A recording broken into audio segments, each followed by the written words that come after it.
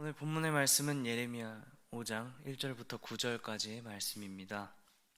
예레미야 5장 1절부터 9절까지의 말씀입니다.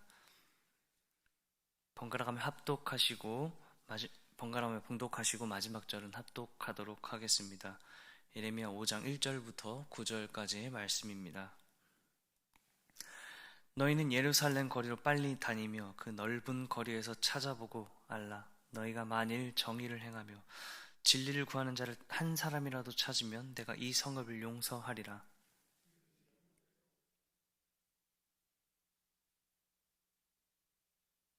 여호와여, 주의 눈이 진리를 찾지 아니하시나이까? 주께서 그들을 치셨을지라도 그들이 아픈 줄을 알지 못하며 그들을 멸하셨을지라도 그들이 징계를 받지 아니하고 그들의 얼굴을 바위보다 굳게 하여 돌아오기를 싫어하므로.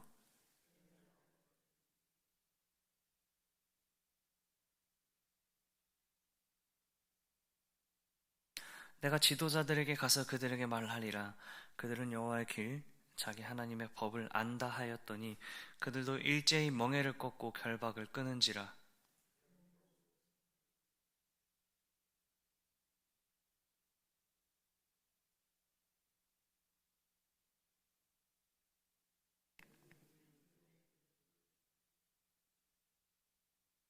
내가 어찌 너를 용서하겠느냐?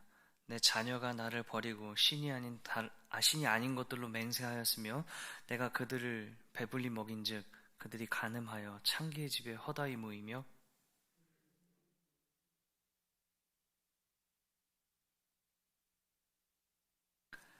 여호와의 말씀이니라. 내가 어찌 이 일들에 대하여 벌하지 아니하겠으며 내 마음이 이런 나라에 보복하지 않겠느냐. 아멘.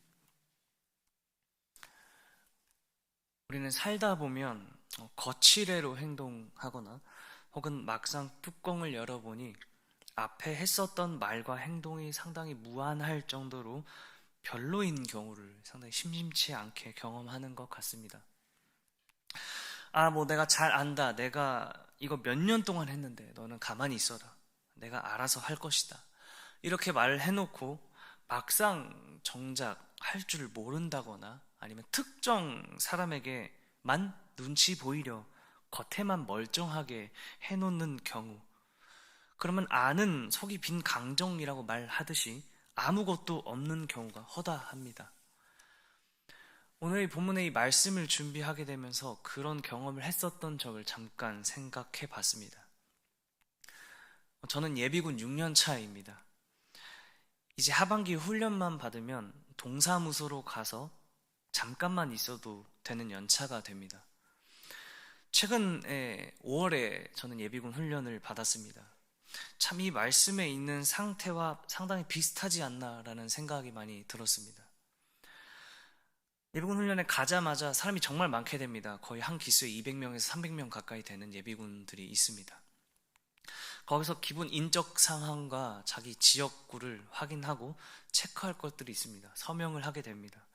그리고 본 훈련장에 집합해서 들어가게 되면 조로 나뉘어지게 됩니다. 그리고 그날 8시간 동안 본격적으로 예비군 훈련이 시작되게 됩니다. 제일 처음입니다. 그나마 상태가 가장 멀쩡할 때 받는 첫 훈련은 바로 시청각 훈련입니다. 영상 시청을 하는 것입니다. 예비군이 얼마나 중요한 전력인지, 또한 예비군이 전쟁에 날 때 어떤 임무를 수행하게 되는지, 또한 예비군의 규모가 어느 정도이고 다른 나라에 비해서 우리나라의 예비군 전력이 얼마나 그것에 대해 투자하고 선진으로 가고 있는지 상당히 예비군에 대한 자부심을 고취시키는 그런 내용의 영상입니다. 예비군 훈련은 그날 담당 간부와 병사가 있습니다. 한 기수당 거의 2, 300명을 지도하기 때문에, 그리고 또한 그것을 앞서 시범을 보여야 되는 사람들이기 때문에 자기가 맡은 그 훈련의 내용과 중요성, 그런 것들을 다른 누구보다 정말 잘 알기에 충분한 사람들입니다. 그 사람보다 더 잘 아는 사람은 아마 없을 것입니다. 근데 그날 훈련은, 최근에 있었던 5월에 있었던 예비군 훈련은 정말 말이 민망할 정도의 시간 낭비였습니다. 영상 시청하기에 앞서서 담당하는 간부가 예비군이 얼마나 중요한 전력인지, 그리고 예비군의 현황, 그리고 그것들의 전반적인 것을 아주 장황하게 10분 정도 설명을 했습니다. 그리고 영상으로 오늘 훈련을 본격적으로 시작하겠다 말을 하고 영상을 틉니다. 하지만 좀 웃긴 것은 영상이 잘 재생되지 않았습니다. 중간에 계속 버퍼링이 걸렸습니다. 하지만 어떠한 조치도 취하지 않고 시간이 되자마자 껐습니다. 그리고 잘 봤죠? 라는 말과 함께 다음 훈련에 대한 간략한 안내와 바로 도시락을 나눠주면서 식사를 하라 했습니다.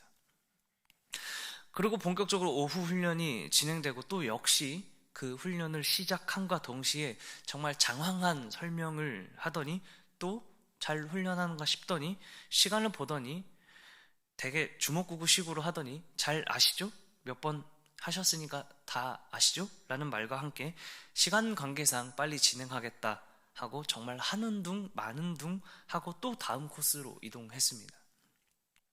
사실 이런 주먹구구식 예비군 훈련은 하루아침에 있는 것이 아닙니다.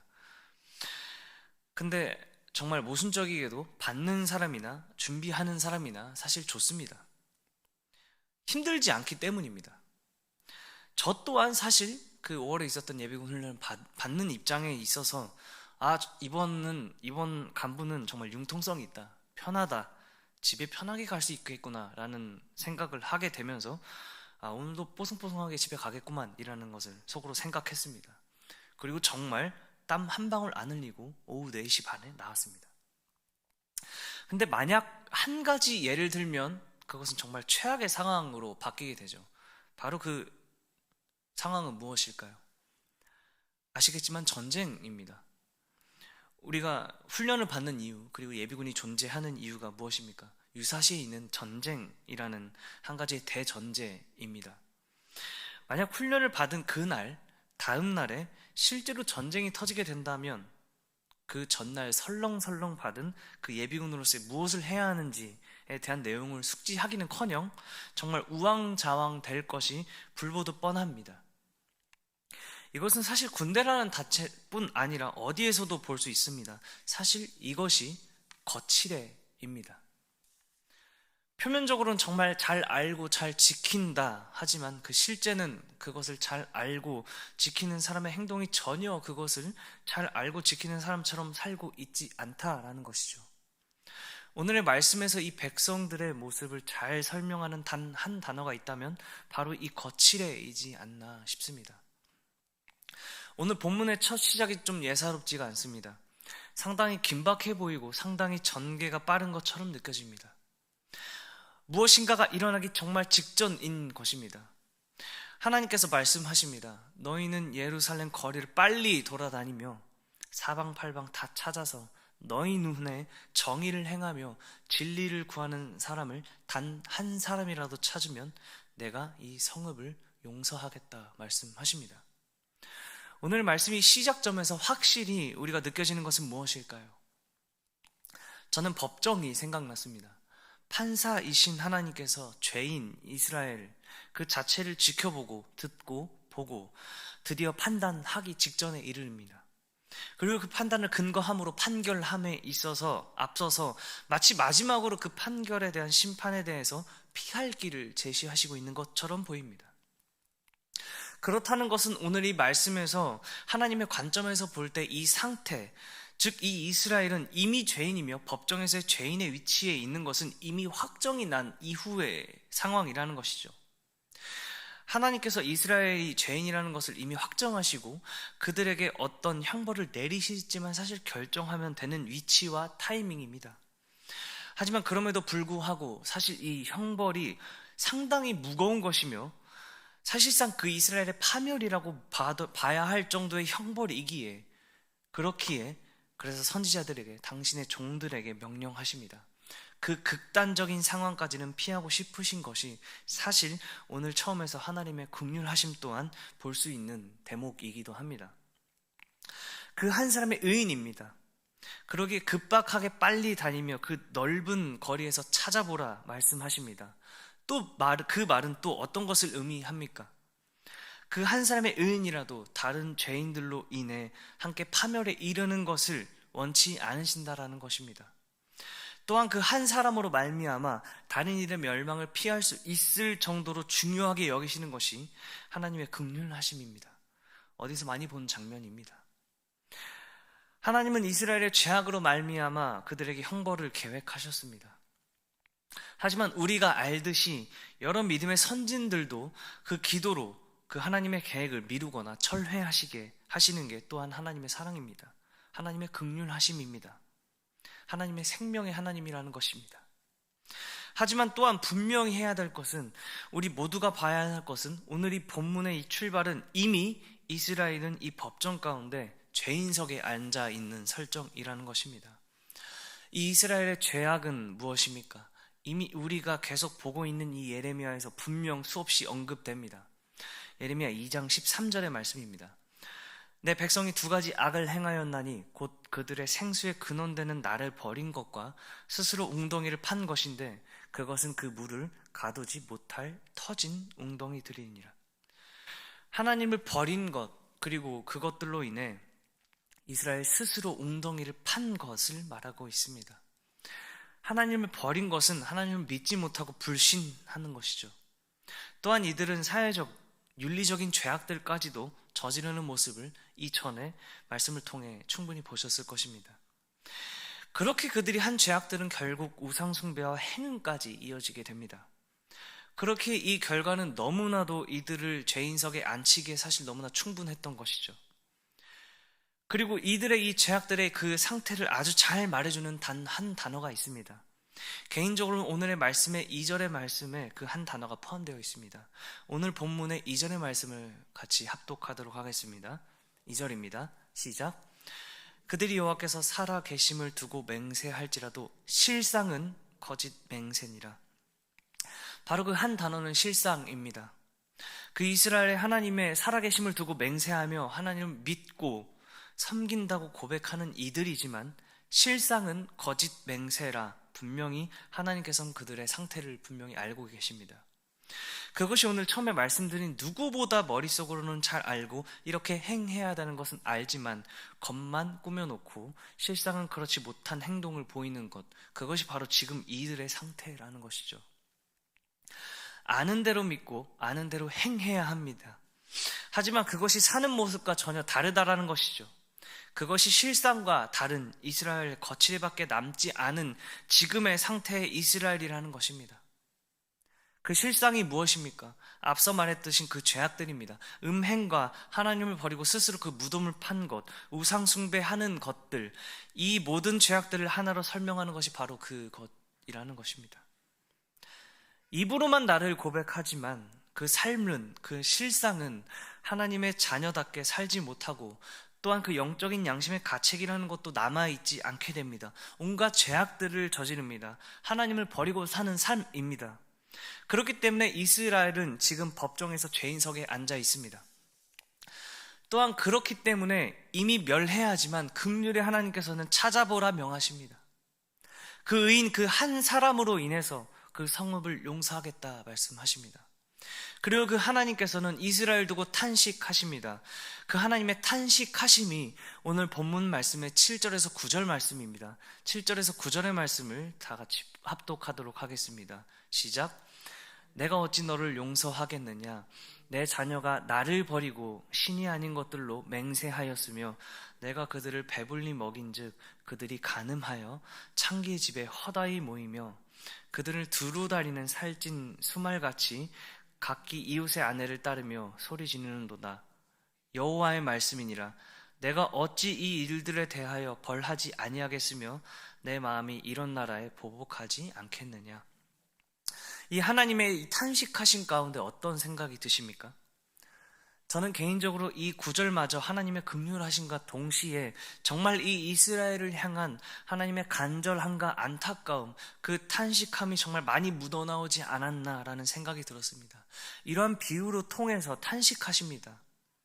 신부 되시는 그 하나님을 저버리고 그 언약을 파기해버린 너희들 이스라엘의 죄를 가르치는 것이며, 또한 7절의 말씀을 또한 9절에서 다시 반복하며 말씀하시며 어찌 이 일들에 대하여 죄악들에 대하여 벌하지 아니할 것인가 탄식하시는 그 하나님의 마음은 이렇게까지 밖에 벌할 수밖에 없는, 피할 수 없는 상태인 그 이스라엘을 향한 마음 아픔이 배어져 있습니다.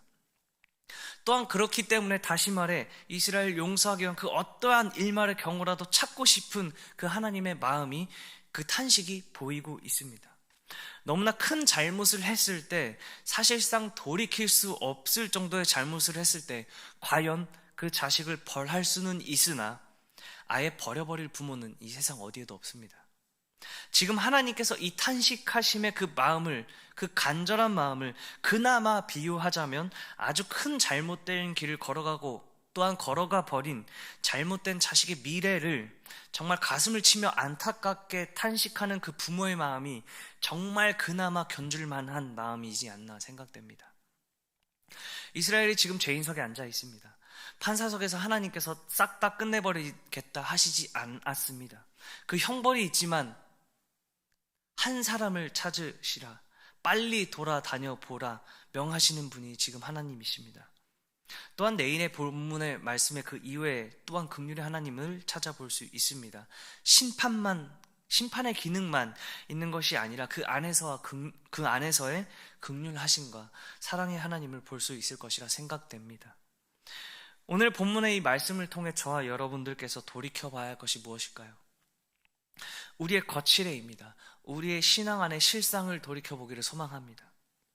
우리는 누구보다, 특히 지금이 있는 새벽의 예배의 자리를 사모하며 지키는 저와 여러분들 가운데 나오신 여러분들은 사실 누구보다 어찌 보면, 어떤 관점에서 보면 하나님을 정말 참되게 예배하는 열정 있는 예배자라 볼 수 있을 것입니다. 하지만 그 실상이 그것을 증명하는 삶입니다. 즉 그리스도인으로서의 삶, 그리스도인으로서의 실상인지 또한 생각해 봐야 할 것입니다. 바라기는 오늘의 말씀처럼 거짓 냉세의 실상이 아닌 여호와의 길과 그 하나님의 법인 그 진리를 쫓아 나아갈 수 있어야 합니다. 그것이 그리스도인으로서의 삶과 그리스도인으로서의 참된 실상입니다. 입으로만 수없이 고백되어지는 하나님이 아닌 그 고백이 증명되어지는 것이 그리스도인으로서의 삶과 실상입니다. 그렇게 되기 위한 것이, 그 삶이 바로 여호와의 길, 하나님의 법을 쫓아, 다시 말해 그 진리이신 하나님을 바라보며 소망하는 삶을 살기를 결단하며 나아가는, 그것이 하나님께서 지금 저와 여러분들에게 바라시는 모습인 줄로 믿습니다. 그 과정 가운데 또한 힘 주시며 같이 걸어 나가실 그 하나님을 보며 나아가는 저와 일산충신의 모든 성도님들이 되시기를 간절히 소망합니다. 기도하시겠습니다. 지금 오늘의 말씀을 통해 고백되어지고 인정하는 것 같으나 실상은 하나님을 등지는 이스라엘의 모습을 보게 됩니다. 그들을 통해 그리스도의 실상을, 또한 우리의 삶을 돌이켜보게 됩니다.